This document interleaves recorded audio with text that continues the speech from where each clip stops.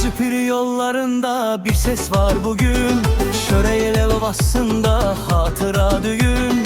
Hacı Piri deyince dolur yüreğim, torpağın kokusu cana melhemim.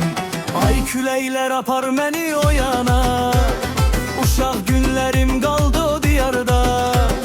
Bir saz sesi gelir uzaklardan, haber var mı bizim oralarda? Hacı Piri, Hacı Piri can kendim benim, sende kalıp uşaqlıq sevincim benim.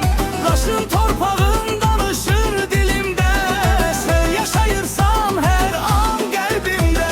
Hacı Piri, Hacı Piri can kendim benim, sende kalıp uşaqlıq sevincim benim. Daşın torpağın danışır dilimde, sen yaşayırsan her an kalbimde.